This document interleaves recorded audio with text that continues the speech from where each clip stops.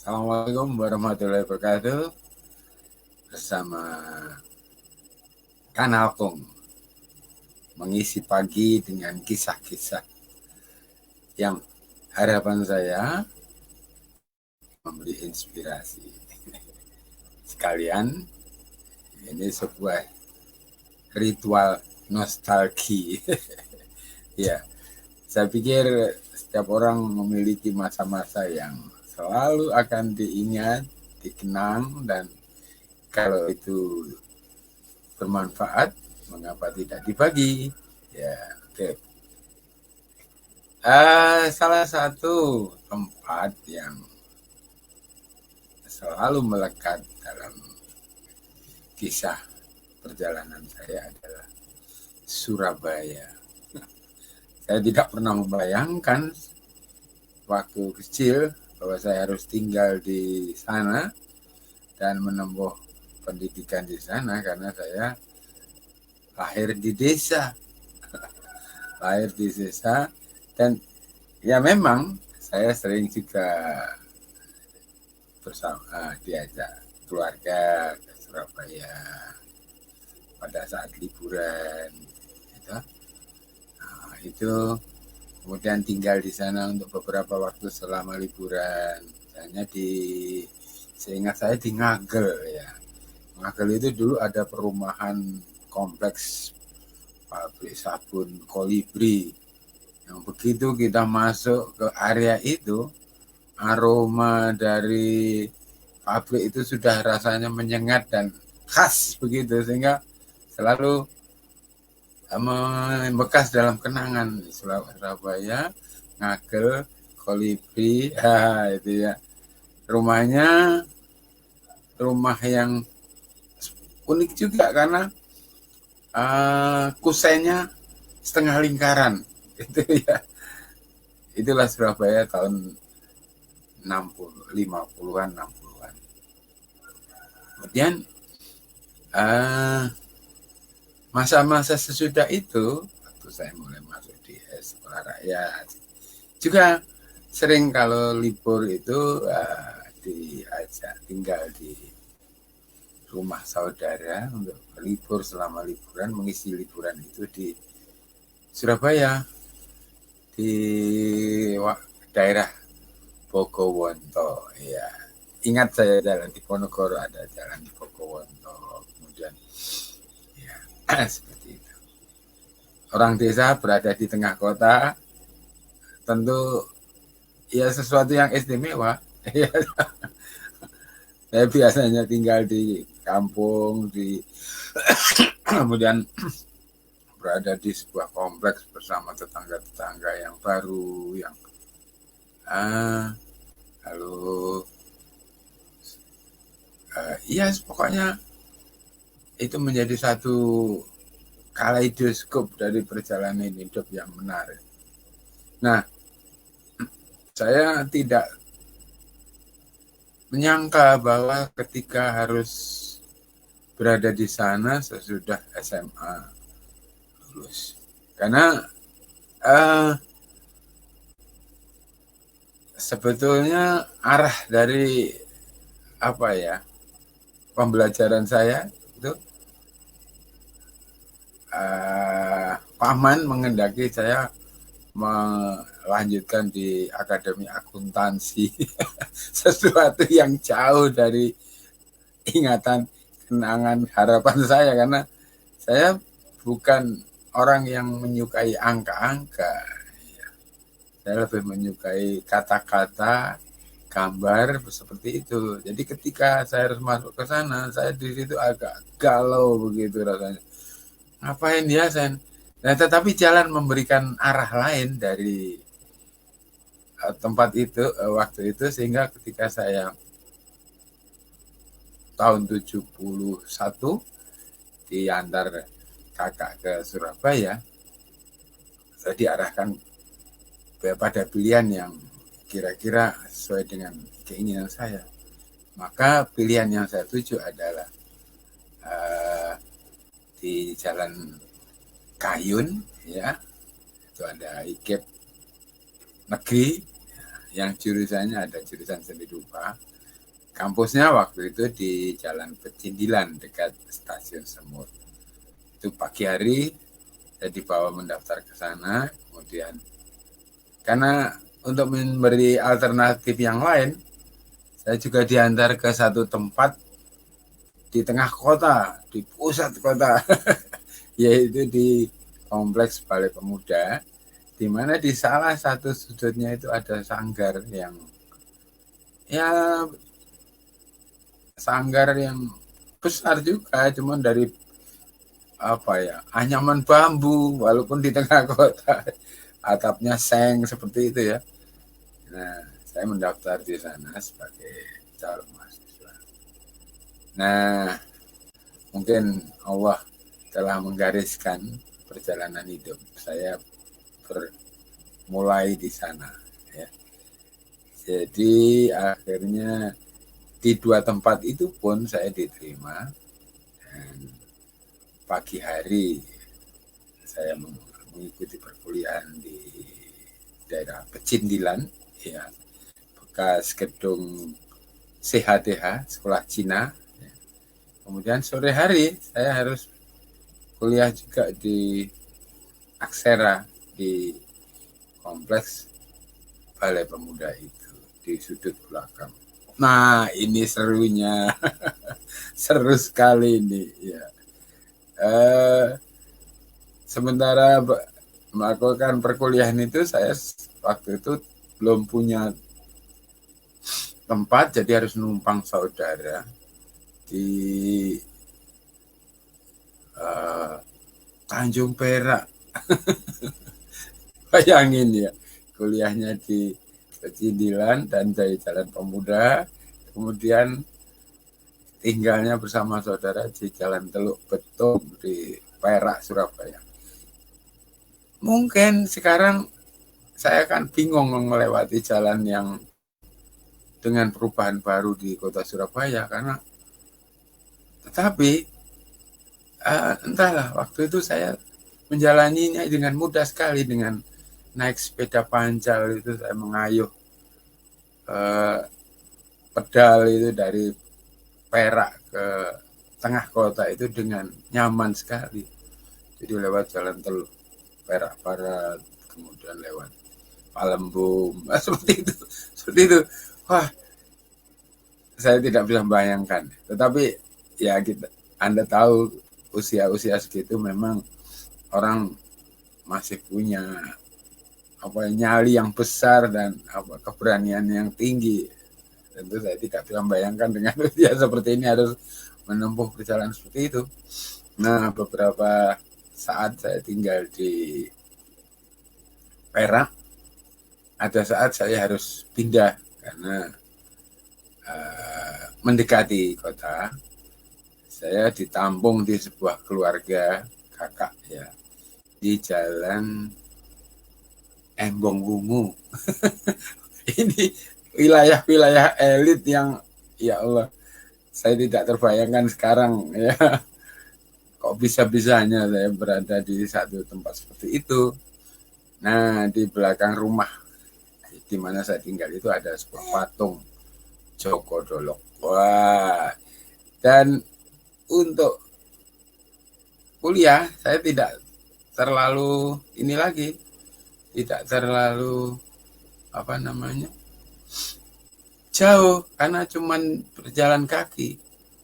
Nah, tetapi dalam transisi sebelum itu saya harus mencari indekos terlebih dahulu di daerah Ngaglik, ya, Ngaglik, yang agak jauh dari sana juga. Kebetulan di rumah kos di rumah teman sesama mahasiswa yang mau menampung, yang pada akhirnya saya harus juga pindah dari sana karena kebutuhan tempat yang tidak memadai, ya. Begitulah perjalanan waktu membawa saya ke sebuah oase di sebuah kota besar yang bernama Surabaya. Dan Anda lihat di belakang saya itu adalah gedung Balai Pemuda yang sekarang sudah direnovasi dan menjadi sebuah pusat kegiatan. Ada perpustakaan Kota Madya Surabaya, ada Dewan Kesenian Surabaya, dan saya tidak tahu apakah di sekarang masih ada bengkel muda ya. Di sana dulu itu menjadi sebuah pusat budaya ya, yang luar biasa ya, walaupun berada di pusat perkotaan gitu. Nah, sulit mencari suasana yang bisa mewakili atmosfer tempat ini kapanpun, karena peristiwa itu sudah lewat dan perubahan di kota ini luar biasa, sehingga semua hal-hal yang terjadi itu menjadi semacam catatan nostalgia yang perlu saya rekam dalam sajian seperti ini. Setidaknya saya memiliki catatan yang bisa saya bagi untuk siapa saja, baik keluarga maupun teman-teman yang lain, dan mungkin juga teman-teman yang memiliki kisah yang sama atau yang sayangnya beberapa teman sudah mendahului. Jadi ya tinggal beberapa yang mungkin masih belum terhubung dengan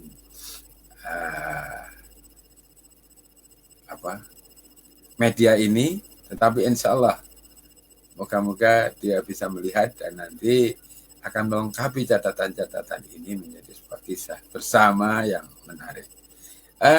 Teman-teman, saya akan mulai dari bagaimana tempat ini saya gambarkan sebagai sebuah oase yang luar biasa. Kegiatan saya pagi hari tidak terlalu istimewa, walaupun itu menjadi catatan yang luar biasa juga bagi perjalanan saya, karier saya, yaitu sebuah tempat di Pecindilan. Di sana ada gedung CHTH. Jurusan Seni Rupa itu menempati lantai 3, dan saya berkuliah di sana. Kemudian saya masih ingat tentu saja beberapa dosen dan pengajar saya ya. Dan ada baiknya juga akan saya sebutkan nama-nama beliau, karena bagaimanapun beliau telah memberikan sebuah kontribusi bagi pengembangan visi wawasan saya dan juga skill ya. Ya. Jurusan Seni Rupa waktu itu menjadi prodi dari Fakultas FKIP, Fakultas Keguruan Ilmu Pendidikan, ada Fakultas Sastra ya, dan Seni FKSS ya, itu waktu itu maksudnya. Sekarang tidak tahu dipujar atau gimana itu, kurang tahu ya. Nah, jadi ada beberapa dosen yang menjadi pembimbing saya, misalnya Bapak Sundoro Ismuntoyo yang mengenalkan pada sejarah peradaban Yunani, Romawi, Mesir, Cina, dan sebagainya. Dan ya sejarah budaya lama seperti itu memang rasanya memang tidak terlalu menarik untuk sebuah mata kuliah, tapi ternyata itu memberikan sebuah referensi ya bagi pengembangan wawasan di belakangan hari ya. Kemudian ada seorang dosen yang barusan tidak lama ini berpulang, yaitu Bapak Budi Hantana, yang beliau seolah-olah sahabat saya itu, yang selalu mengikuti perjalanan saya dan memberi dorongan semangat dan pandangan-pandangan kita berdiskusi pada jam-jam di luar kuliah, karena saya suka juga berkunjung ke rumah beliau pada sore hari di Kaliwaron. Saya akan sebutkan nama-nama ya supaya kisahnya lebih hidup dan saya menggali ingatan juga supaya masih ingat pada tempat-tempat seperti itu. Lalu ada seorang dosen yang nampaknya dia dekat sekali dengan saya, yaitu Bapak Kusmi Haji. Beliau kepala Museum Angkatan Laut di Perak, ya, Morok Rembangan kalau nggak salah ya. Itu yang juga mengajar di jurusan seni rupa dalam mata kuliah grafis, ya, seni grafis, ya, seni grafis. Nah, saya di bidang ini menyukai sekali karena di lewat kegiatan-kegiatan seni grafis itu ada banyak aktivitas yang menantang ya, misalnya bereksperimen dengan alat dan bahan seperti itu. Dan karena itulah maka beliau melihat saya itu dengan penuh kedekatan gitu, sehingga saya sering mendapat tugas beliau untuk mau membantu ya itu Pak. Kemudian ada juga Bapak Sindrim Harso, ada Bapak yang sedikit nyentrik namanya Bapak Cyril Ujud Masri. Beliau itu unik, mengajar basic design, ya tidak terlalu detail, tetapi sebagai orang yang baru masuk wilayah seni rupa, kegiatan-kegiatan di sini ini justru membawa saya ke area baru, ya, sebuah yang dulu waktu SMP, SMA kan tidak pernah terlintas dalam kegiatan seni rupa yang kreatif. Paling-paling menggambar perspektif, menggambar bentuk seperti itu. Tapi di sini saya diperkenalkan pada sisi-sisi yang dulu tidak pernah saya telusuri, ya. Ada banyak dosen lagi yang lain yang tentu saya tidak bisa mengingat lagi, ya. Tapi di luar bidang seni rupa saya sempat mengikuti perkuliahan yang lain yang dalam level fakultas, ya, misalnya apresiasi sastra budaya. Nah, disitulah saya beruntung sekali bahwa salah satu dosen yang pernah saya berada di kelas beliau adalah Bapak Profesor Budi Dharma. Alhamdulillah ya rakumullah. Semoga beliau mendapat tempat yang mulia. Ya. Lalu ya begitulah. Jadi begitulah kehidupan saya di pagi hari di jurusan seni rupa. Nah, yang paling seru dari kegiatan ini adalah kegiatan di sore hari, ya. Kegiatan di sore hari di mana saya berada di kompleks Balai Pemuda ini, ya. Maaf, ini lampunya kesenggol kakinya cucu. Ya, oke. Ini berubah cahayanya. Oke. Jadi ya pada lepas dari menghadiri perkuliahan pagi hari, sore ya, mulai asar itu saya berangkat lagi ke kampus di Balai Pemuda. Pada awalnya saya di sana hanya kuliah saja karena masih semester 1, belum belum terlalu akrab dengan senior dan belum punya posisi apa-apa di dalam kehidupan kemahasiswaan. Jadi saya ya seperti baru.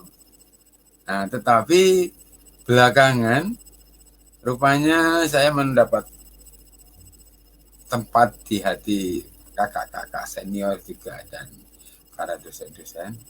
Lalu saya berkesempatan melanjutkan estafet kepengurusan mahasiswa yang waktu itu namanya Senat. Tiba-tiba saya diminta menjadi ketua Senat tanpa sebuah proses yang demokratis. Jadi tidak ada, ya kak bagaimana harus ini karena mahasiswanya jumlahnya tidak banyak ya, satu kelas hanya sekitar 25. 25. Dari 25 itu perempuannya saya kira ada beberapa, ada salah satu dosen yang mahasiswa yang teman saya ini yang sampai sekarang masih bersahabat baik dan menjadi istri seorang profesor. Ya, lalu ada juga yang menjadi istri seorang pelukis, masih sekarang masih sudah tinggal di Jogja. Selebihnya saya tidak ingat lagi, bukan tidak ingat tapi tidak pernah berkomunikasi lagi karena sulit berhubungan ya. Jadi ada 4 orang dan punya panggilan-panggilan khas yang sama dan kompak sekali sehingga keempat orang ini selalu bareng-bareng begitu ya, dan selebihnya laki-laki. Laki-laki. Nah, ketika saya di apa ya, dipercaya menjadi senat itulah, maka saya karena kondisi harus keluar dari kos-kosan dan ada satu tempat di Sanggar itu yang bisa saya gunakan untuk tempat tinggal. Nah, saya akhirnya moving ke tempat itu dan berada di kompleks perkotaan. Nah, ini luar biasa. Pada waktu itu tidak terlalu luar biasa sebetulnya, ya, karena tempatnya juga tidak mewah. Ya. Tetapi kalau Anda bayangkan sekarang kita tinggal di sebuah lokasi yang seperti itu, ini tentu tidak biasa. Ya. Nah, saya mandi di kompleks Balai Pemuda. Mandinya di kompleks Balai Pemuda. Nanti makannya di warung-warung yang ada di pinggir jalan di bawah poster-poster besar itu. Di situ ada penjual apa namanya, kare ayam, kare daging, macam-macam seperti itu, orang Madura ya. Lalu pecel seperti itu ya. Nah, itu ya sekarang semuanya menjadi sebuah potret yang nostalgis. Sahabat-sahabat, apa unik dari tempat ini? Lebih dari sekedar sebuah sekolah ya. Tempat ini sebetulnya sebuah komunitas ya, yang tidak hanya dikunjungi oleh para mahasiswa, tapi berbagai kalangan yang punya apa ya, kecintaan pada seni rupa, sastra. Secara teratur mereka datang ke tempat ini sekedar untuk berinteraksi, ngobrol, berdiskusi, ataupun menunggu seseorang di sana. Atau itulah. Jadi Surabaya memiliki tempat itu sungguh sebuah oase. Ya. Ibarat sebuah danau di mana hewan-hewan yang ada di satu tempat itu datang berkunjung ke sana untuk meminum air, dan mereka di sana meminum air estetika, budaya dan sebagainya. Dan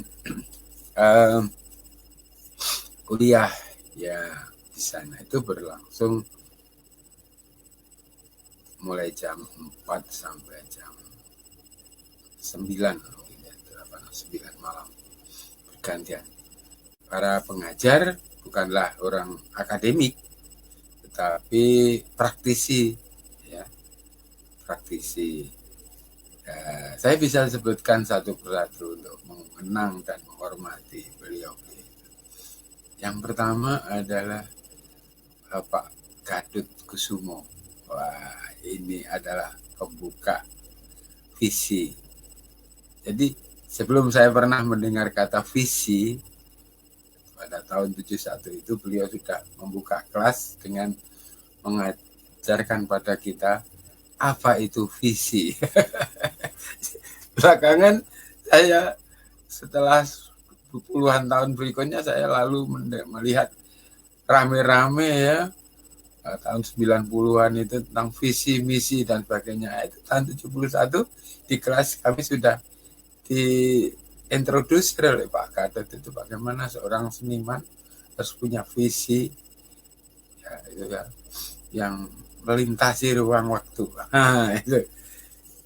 Nah itu Pak Gadot Kusumo mengajar filsafat seni. Lalu ada lagi seorang senior yang sepuh, yang sabar dan friendly banget, namanya Amang Rahman. Wah, beliau itu sahabat semua orang, ya, enak diajak ngobrol dan mempunyai cara yang khas untuk berkarya. Dia melukis tidak dengan kuas, tetapi dengan ujung jari. Dan lukisannya sofistik, bukan sufi, ya, sufistik ya. Karena beliau punya semangat religiusitas yang tinggi dan itu terekspresikan dalam karya-karya beliau. Amang Rahman Zubair, ya. Dia salah satu pelukis Muslim yang juga dikenal dengan kaligrafi beliau yang beda, agak surrealistik, seperti itu. Dan ya, dalam deretan pelukis nasional beliau masuk garda depan karena mempunyai identitas dan ciri yang nyaris tidak sama kecuali mahasiswa beliau yang otomatis terimbas oleh gaya kepelukisan beliau itu Bapak Amang Rahman. Nah, berikutnya adalah Bapak Daryono. Pak Dar ini pelukis yang ekspresionistik, begitu, dan dia lebih mungkin kalau melihat gaya beliau melukis itu ada warna-warna Avandi seperti itu ya. Ini juga tokoh-tokoh yang friendly dan kita sering ngobrol di bawah pohon keres gitu. Tapi kan perkuliahan di Aksara itu waktu itu tidak formal di kelas terus, tapi juga di halaman dengan ngobrol bareng di bawah pohon keres yang mejanya itu ada gulungan kabel yang dibalikkan begitu, lalu sambil kuliah kita juga bisa pesan kopi di lapak-lapak yang ada di situ ya. Ini luar biasa ya. Kita bisa bertanya jawab, berdiskusi. Lalu selain Pak Daryono ada Pak Ohar Supono. Ini maestro. Jadi dia punya craftsmanship yang luar biasa baik dari segi teknik melukis maupun dalam teknik keterampilan yang lain ya di bidang seni rupa itu ya. Dia sangat ini kan, dan Bapak Ohar Supono. Lalu juga ada Bapak Krishna Mustajab. Nah, inilah yang mengenalkan saya pada lingkungan baru yang disebut LIA, Lembaga Indonesia Amerika, yang beliau itu adalah pengurus kepala bidang kebudayaan yang mempunyai hari-hari tertentu kegiatan di Ria, di mana saya ikut di sana, dan di situ saya berkenalan dengan perpustakaannya, dengan galerinya, dan sering hadir dalam pembukaan pameran dan sebagainya. Artinya para pengajar-pengajar saya tadi sudah memberikan saya itu jalan yang lebar sekali untuk memasuki wilayah seperti itu. Ini sebuah berkah yang luar biasa ya, karena itu Bapak Krishna Mustajab ya. Kemudian ada juga Bapak Ruslan, orang yang filosofisnya yang beliau mengajar psikologi, kemudian dia pelukis dengan ahli bidang budaya Jawa, dan orangnya cool ya, tenang, dan ya begitulah Pak Ruslan. Kemudian ada lagi satu sosok yang namanya Bapak Subali, D. Subali. Sehari-hari beliau adalah redaktur di media Jawa Pos di Jalan Kaliasin. Nah, Pak Bali melihat kemampuan yang saya miliki, saya direkrut juga oleh beliau. Ayo, kamu bantuin saya di Jawa Pos ya. Kalau sore bikin artikel pendek. Oke. Jadi saya sering mendampingi beliau membuat artikel-artikel kecil, filler ya, untuk mengisi kekosongan tempat ini. Dan ya tentu saja ada sedikit HR yang untuk seorang mahasiswa ya bermanfaat ya untuk ini.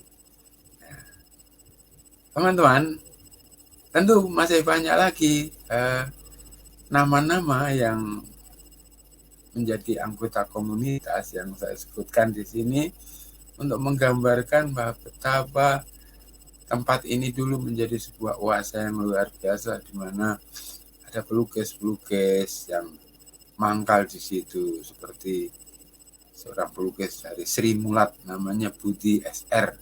Nah, orangnya ini asik sekali. Jadi kalau beliau datang itu kita rame di situ. Ada Budi SR. Kemudian ada juga siapa ya? Tapi di luar pelukis, tempat ini juga dikunjungi oleh seniman.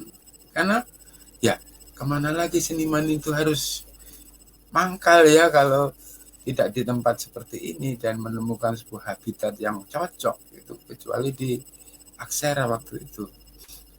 Salah satunya adalah Mas Leo Kristi. Jadi kalau Minggu, Sabtu itu anak-anak SMA 6 itu datang ya. Ya di situ ada Leo, di situ lalu dia gerombol di situ. Lalu masih ingat pada Gombloh ya.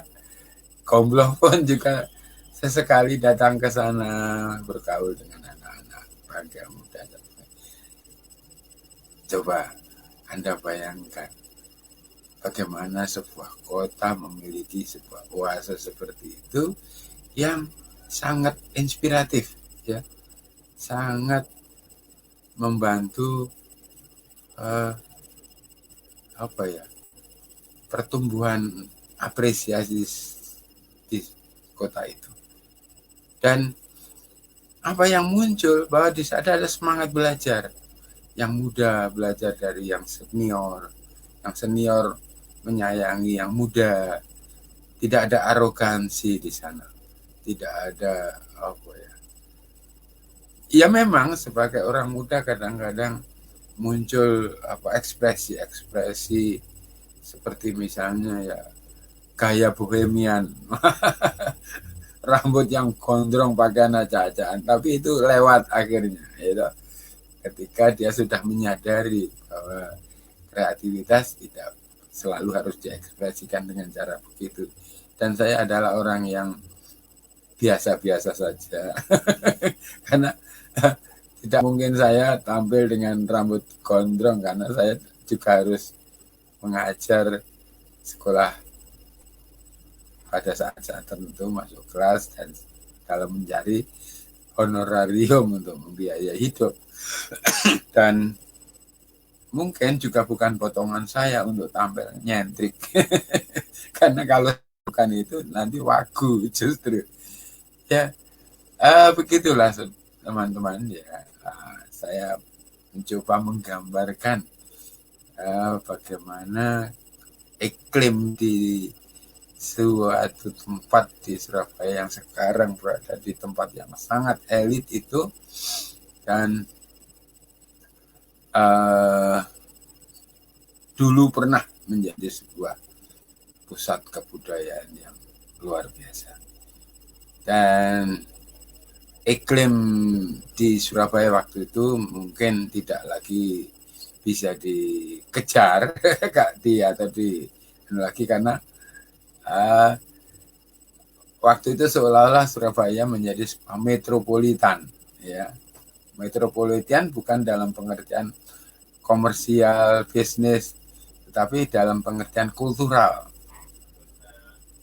Karena tidak jarang ada pertunjukan-pertunjukan di kompleks ini juga yang berskala dunia. Misalnya ada festival film pendek dari Oppenheim dari Jerman, kemudian ada pertunjukan pantomim dari Perancis, kemudian ada drama dari Brandenburg dari Belanda, sering juga ada chamber music dari quintet dari Belanda, dan kami yang tinggal di situ tuh memperoleh tiket gratis. Bayangin, ini kemewahan yang macam apa yang bisa kita peroleh dalam saat itu, ya.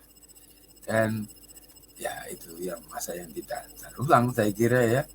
Dan saya, Allah memberikan kesempatan saya untuk membuat catatan dengan terlibat dalam situasi seperti itu, dan tentu saya harus membayarnya dengan sesuatu yang bisa bermanfaat bagi banyak orang. Demikian seri pertama dari kisah nostalgia pagi hari ini. Assalamualaikum warahmatullahi wabarakatuh.